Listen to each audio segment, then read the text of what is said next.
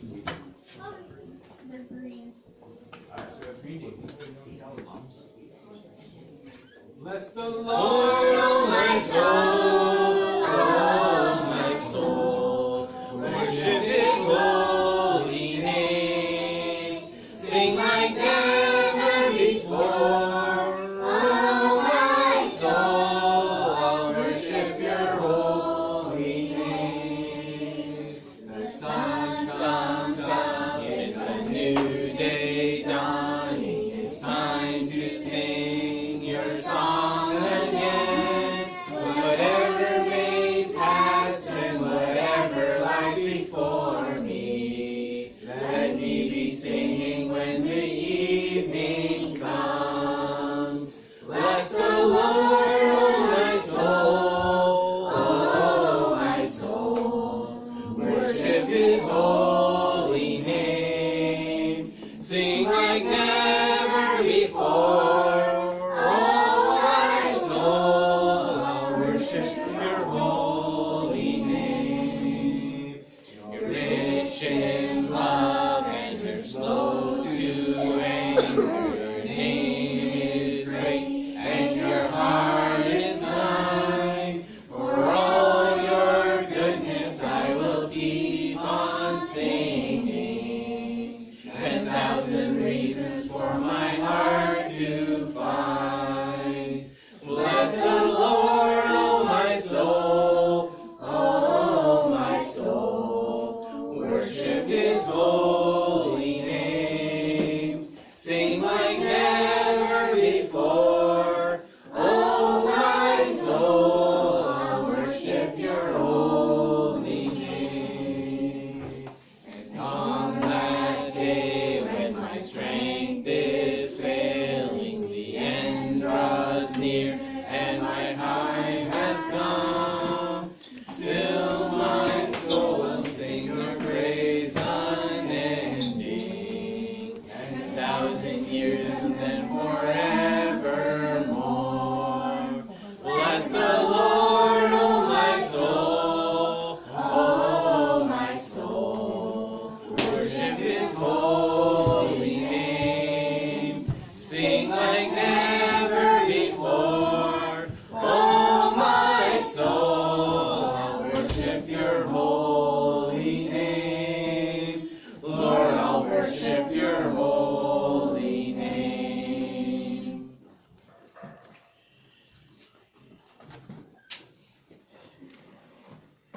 Okay. Another song about worship. You guys know what the word worship means? You do? Okay, let's have it. Tell me. It means worship God, worship something. Okay, but what does the word mean? Kind of like the meaning of human life, so in case you guys didn't know this. The whole reason you were created. Yes, Daniel? You only pay attention to Yeah, you're very close. There's a lot of things we do need to pay attention to. I wouldn't say only pay attention, but let's put it this way. Pay attention to What it's about what is important to you, or what is most important, or what you value, or what you love, right? What you make number one in your life. Even for like just a few minutes, something could be number one that's not God, right? When's the next Raptors game? Monday. Yeah, so on Monday, it's going to be night, I presume. On Monday night, there's going to be a whole lot of worship going on. Yes. And it's not going to be God. Bet. Do you understand what we mean by that? Because for people who are going to be watching the game, a lot of them, many of them, that's going to be the most important thing right at that moment. They're not going to care about anything else except for that team winning. And if they lose, they're going to be super upset. And if they win, they'll be very excited and happy. So a lot of times the way we express our emotions and if we're happy or sad about something, that is a pointer or a marker of what we worship. Alright, that's enough of a sermon for today, don't you think? That is why when we sing this song, when we say God is awesome, we're saying God is the best, the most important, the most amazing, right? So it doesn't make sense, and this is from your lesson from last week, I hope, maybe something was mentioned about this, at least in the introduction, that when God said to to the people of Israel, you're not going to have other things that you're going to worship. You're going to worship only me. It makes sense because, like I said last week, God is the best. So why would you give your affection and your attention to something that's not the best? Just, it's not logical. It doesn't make sense, right? Okay. I think I lost you on that one. Let's just sing the song. Our God is an awesome God, He reigns from heaven above with wisdom, power, and love. Our God is an awesome God. When He rolls like the sleeves, the angels putting on the ritz. Our God is an awesome God. There's thunder in His footsteps and lightning in His fists. Our God is an awesome God. And the Lord wasn't joking when He kicked them out of Eden. It wasn't for no reason that He shed His blood. His return is very close, and so you better be believing that our God is an awesome God. Our God is an awesome God. He reigns from heaven above with wisdom, power, and love. Our God is an awesome God. When the sky was starless in the void of the night, Our God is an awesome God. He spoke into the darkness and created the light. Our God is an awesome God. Judgment and wrath He poured out on Sodom. Mercy and grace He gave us at the cross. I hope that we have not too quickly forgotten that our God is an awesome God. Our God is an awesome God. He reigns from heaven above with wisdom, power, and love. Our God is an awesome God. Our God is an awesome God. Okay, well done. What else is for us? What's he got? What's he got? He ain't got nothing. Okay. Amazing Amazing grace, how sweet the sound that saved a wretch like me. I once was lost, but now am found. Was blind, but now I see.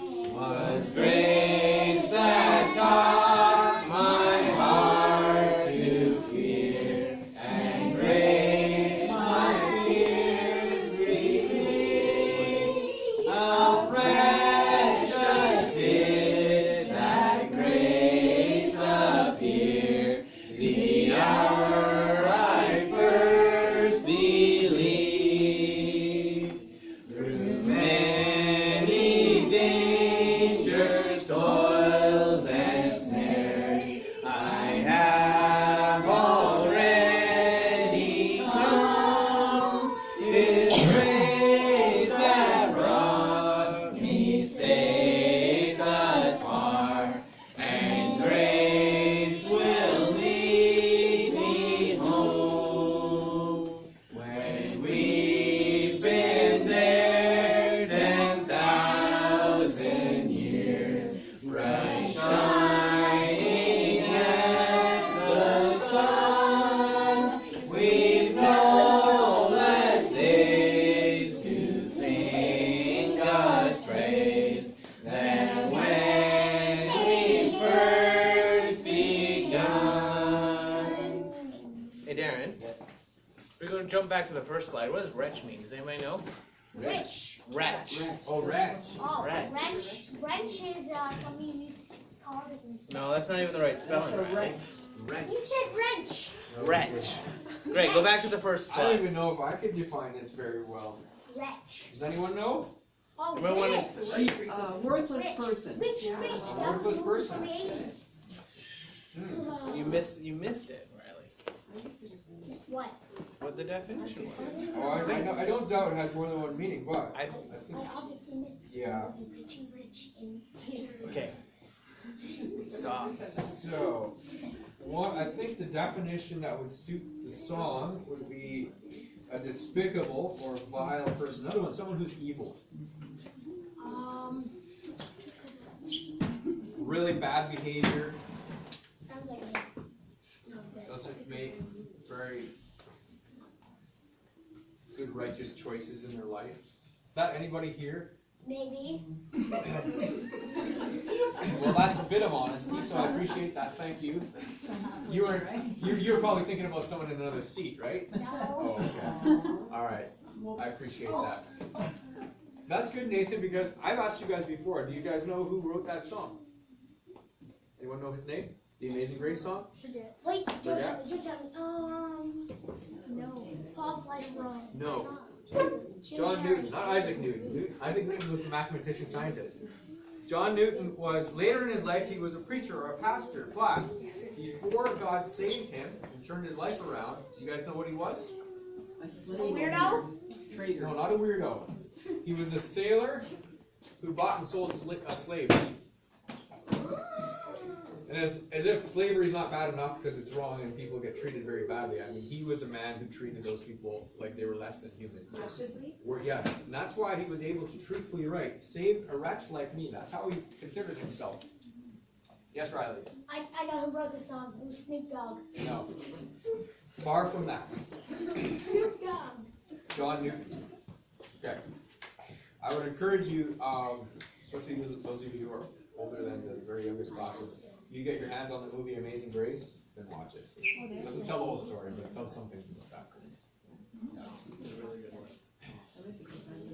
The people of England in the 1700s were very, very dependent on the slave trade for their economy and their money and for their society to function. So they did not want to stop it.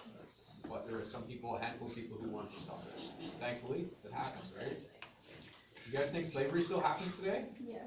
I apologize for lots of talking on my part today. Yes, it does. Unfortunately, it's probably just as many people as it was back then. It's just not as visible in When our did this country. song come out? I Yeah, can find. I something can like get so. that date, but I might hold that until after Sunday school. Yeah. It came out 2000. My best guess is in the 1700s. Okay. All right, let's do birthdays. And if we have time, maybe one more song as well. Yes? Is your armpit itchy? You're scratching it. No. Okay. Yes? Is it his birthday? What are you, 10 now? No. No? Is that a 4? You're 4? Okay. 1 year later. Yeah. That's outstanding. 4 years old. Yeah. Okay. Let's sing for Logan. Who else? Anyone? No? Got you last week? Okay. Sing happy birthday for Logan, okay? Happy birthday, yes, to Only one will not do. Born again means salvation.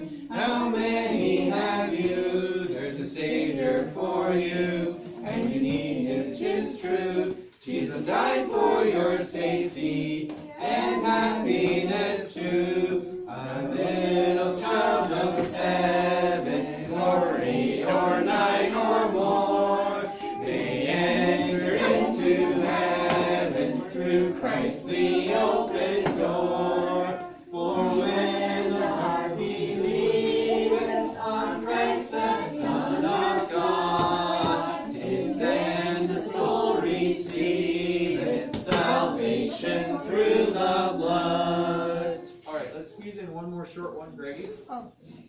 Can you find 12 spies? Do we even have that in the database?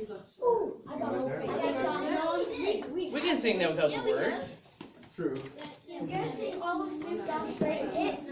Riley, stop. Search up All right, you guys remember?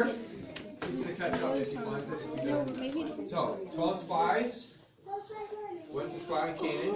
10 were bad, 2 were good. Yeah. What did they seek to spy in Canaan? Then we do the 10 were bad and 2 were good again.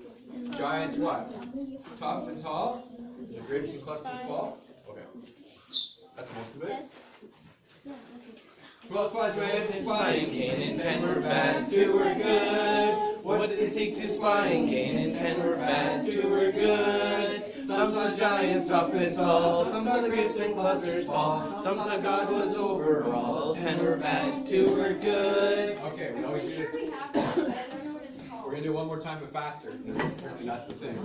Ready? Can you keep up? No. I can't even keep up. Just do 10 like this. Joseph went to spying Cain, and 10 were bad, 2 were good. One of the seeds of spying Cain, and 10 were bad, 2 were good. Some saw giants up and tall, some saw grapes and clusters fall, some saw God was over all. 10 were bad, 2 were good. Keep up. That wasn't even fast in my opinion. Okay, let's do We're a out of review. practice. Okay, alright. Need to listen. Here we are in the summer of 2019. I think the young kids are doing Deuteronomy, and then we have 5 more books for the rest of the summer, okay? Deuteronomy was like blazing fast, 2-week event, I think. Let's see what last week was all about. Right? Okay, just like what we were talking about when we talked about the song about worship, this is what it's about. Someone want to read this top line for me? Lucas, you want to read this? No, it's just like explain about something. Yes, but we're starting summer I early. can read it. Okay, thank you. Could you? No, you can start summer early. God is more important than any sin. That was good. Very good. So I presume this was Moses talking to the people and giving them that message. So the title was Love the Lord, and that was in Deuteronomy 1. Now we're going to go to near the end of Deuteronomy, I think, for today's lesson. Who wants to read this for me? Zoe, you want to try it?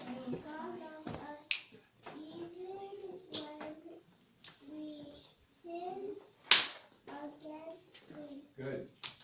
So Moses' last instructions are given in Deuteronomy chapter 31, 32, I think 33 as well. So one of the things, according to this, one of the things he said to the people before he was going to say goodbye, because he was not allowed to go into the land of Canaan. That was going to be the end of his road. One of the things he said was, look people, I know God's told me you're going to mess up, you're going to sin in your future, but God is still going to love you and continue to love you. Okay, let's see first. This is talking about God here. He will not leave you or forsake you. Long one, Deuteronomy 31 and 6. Let's say it together. He will not leave you or forsake you. Deuteronomy 31 and 6. One more time.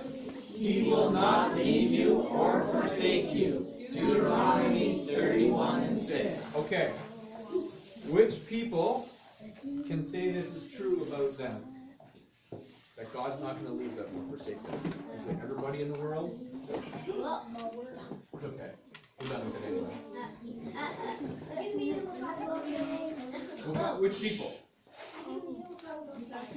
Because the Bible says that there's coming a day when there are some people who are going to be sent far away from God. So it can't be everybody.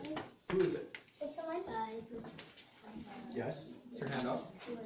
People who are saved. People who belong to God and His family, right? That's correct. So if that's you, this is a promise for you. If it's not you, then you need to understand that God wants to give that promise to you. Alright, that's... Yes, Nathan? Why, I guess a good follow-up question is, why would some people be forsaken? You mean in the context of the verse, or... No. In what you were saying, why would some people be sent far away from God? Oh, right, when He judges people, okay. What could an follow-up answer to be is because they forsook God. They turned their back and walked away from Him. Yes, that's a good answer. I wasn't thinking of that. Thank you. Because people naturally don't want God. So it's like He says, all right, that's going to be your choice forever. Jeremy, please turn around. Thank you. I know that there's something distracting behind you, but you got to kind of focus. Face the front. We're going to pray. Wait, hold on a second. How did he get that again? Because I remember putting that over there. What? What did you do? He's a sneaky. I know it can't walk itself. I saw him get up on the right there. All right, quiet. We're going to talk to God.